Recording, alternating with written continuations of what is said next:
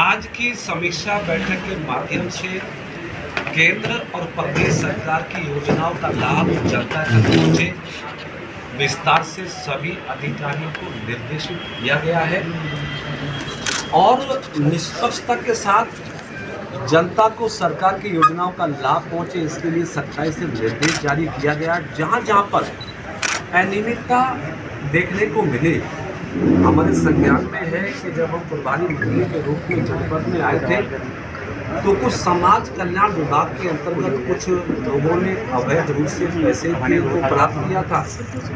उसकी जांच और एफआईआर करा के हमने 27 से उस कार्रवाई को आगे बढ़ाया था, जिसमें 5 लोग जेल भी गए और 30 लाख से ज़्यादा धनराशि की रिकवरी भी हुई। आज भी हमने सीएमओ और स्वास्थ्य अधिकारियों को इस बात के लिए निर्देशित किया है कि स्वास्थ्य विभाग में जो भी अनियमितता के विषय निकल कर आए हैं उसकी निष्पक्ष जांच होनी चाहिए। हमने साफ तौर से अधिकारियों को कहा कि मुख्यमंत्री जी करप्शन और क्राइम पर जीरो टॉलरेंस की पॉलिसी पर काम कर रहे हैं।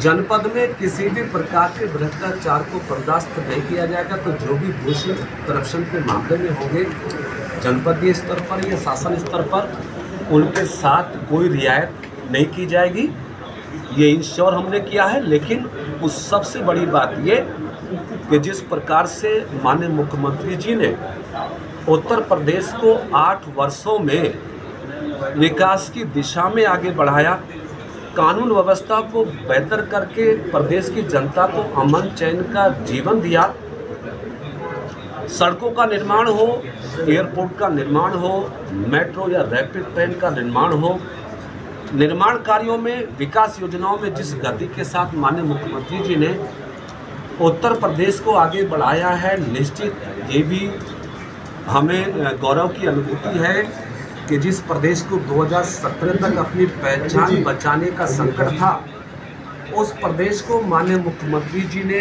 विकास की, समृद्धि की, खुशहाली की दिशा में देश में एक दूसरे नंबर पर लाने का प्रयास किया है।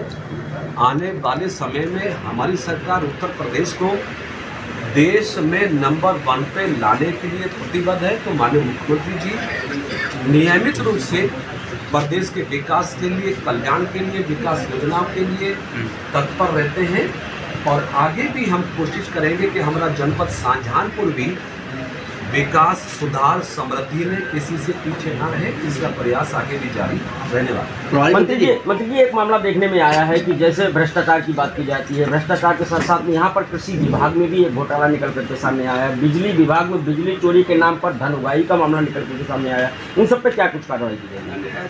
कोई ऐसी घटनाएं जो भी